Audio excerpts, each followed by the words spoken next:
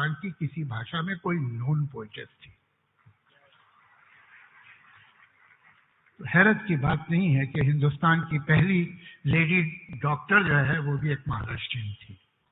तो कहीं इस जगह की, महाराष्ट्र की सभ्यता में कहीं नारी के लिए दूसरी जगहों से ज्यादा, महिला के लिए दूसरी जगहों से ज्यादा इज्जत तो थी ना, कुछ तो था। अब हमारे दोस्त ने जिक्र किया अन्ना भाऊ साठे का, उन्हीं के बारे में मैं भी बोलना चाहता था।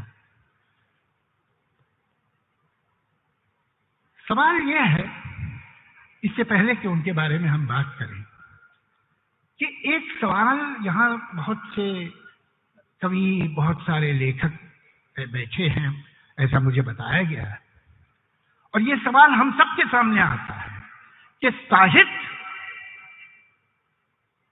और पॉलिटिक्स, राजनीति का रिश्ता क्या है, और कितना गहरा है, और है भी कि नहीं है, और है तो कैसा है। मुझे कुछ लोग मिलते हैं जो अभी भी बड़े प्यारे प्यारे गीत लिख रहे हैं, बड़ी प्यारी प्यारी कहानियां लिखते हैं। उन्होंने मुझसे कहा कि भाई I am not interested in politics. मैंने उनसे कहा ये तो ऐसे ही है कि जैसे आप कहें मैं पोल्यूशन में इंटरेस्टेड नहीं हूं। अरे आप पोल्यूशन में इंटरेस्टेड हो नहीं हो, सांस तो उसी की ले रहे हैं, वो तो आपके सिस्टम में जा ही रहा है। ये तो ऐसा है जैसे आप बीच नदी में खड़े हैं और पानी पड़ रहा है, गले गले तक आ चुका है, आप कह रहे हैं मैं पानी में इंटरेस्टेड नहीं हूं। अरे तुम इंटरेस्टेड नहीं हो भाई, वो पानी तो बढ़ रहा, वो तो तुम्हें डुबो भी सकता है। तो फिर क्या साहित्यकार को, कवि को, नॉवेलिस्ट को साहित्य राजनीति में घुस जाना चाहिए, कमिट कर लेना चाहिए अपने आप को? वो भी गलत होगा। वो इसलिए गलत होगा कि हर पार्टी विदाउट एक्सेप्शन एक डिसिप्लिन होता है, उनकी अपनी एक कॉन्स्टिट्यूएंसी होती है। आप ये कह सकते हैं, ये भी कह सकते हैं, ये भी कह सकते हैं, लेकिन ये नहीं कह सकते। ये मत कहना भाई तुम, जरा गड़बड़ होगी, हमें नुकसान हो गया।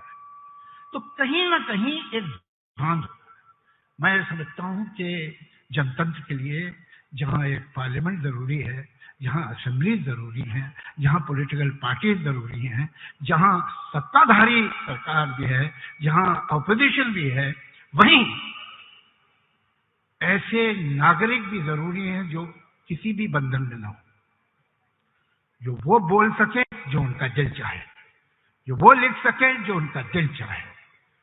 साहित्यकार को किसी पार्टी का वफादार नहीं होना चाहिए।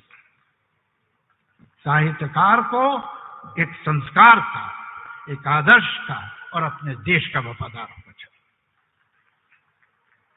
हम समझते हैं ये सही है, हम बोलेंगे, जिसे अच्छा लगे अच्छा लगे, बुरा लगे बुरा लगे। यह आजादी साहित्यकार के पास होनी चाहिए। और सच ये है कि यह आजादी चाहे आम नागरिक हो या कवि हो या लेखक हो, वो कम होती जा रही है। कलम चिटक गए हैं, जबान लड़खड़ा रही है। शक्ति हमें मिलेगी एकता से। मैं समझता हूं ये आप लोगों ने इतना बड़ा जलसा किया है, बधाई देता हूं मैं आपको। और एक मेरी विनती है, काम कीजिए। जो 1936 में हुआ था, जहां अन्ना भाऊ गए थे, 1936 में एक ऑर्गेनाइजेशन फॉर्म हुई थी जिसका नाम था प्रगतिशील, प्रोग्रेसिव राइटर्स एसोसिएशन। उसका पहला जलसा लखनऊ में हुआ। उसको प्रिसाइड किया मुंशी प्रेमचंद ने। वहां पर मैसेज दी रविंद्रनाथ टैगोर ने। वहां हर भाषा के, मराठी के, गुजराती के, हिंदी के, उर्दू के, बंगाली के, तमिल के, तेलुगु, हर जबान का राइटर था। और वहां रेजोल्यूशन पास हुआ कि आज से हमारा यह कलम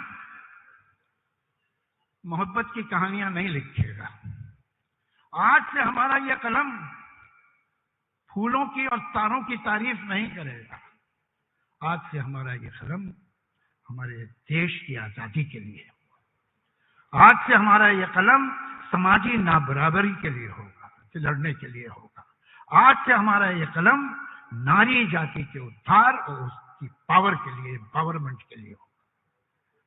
सारे राइटर इन्होंने और लिखा। एक वक्त था लेट 50s में कि जब एक सर्वे किया गया कुछ यूनिवर्सिटीज में कि आप प्रोग्रेसिव या लिबरल क्यों हैं, तो उन्होंने ये नहीं बताया कि हमने किसी इकोनॉमिस्ट को पढ़ा है, किसी सोशियोलॉजिस्ट को पढ़ा है, हमने किसी पॉलिटिकल साइंटिस्ट को पढ़ा है। उन्होंने कहा हमने ये जो प्रगतिशील साहित्य है ये पढ़ा है, उससे हो गए हैं, उससे हम सेकुलर हुए हैं, उससे हम लिबरल हुए हैं, उससे हमारे मन में महिला की इज्जत जागी। मैं समझता हूं 36 में रही होगी जरूरत, बहुत जरूरत रही होगी, मगर क्या आज से था? ये जरूरत तो आज है। और मैं आप लोग से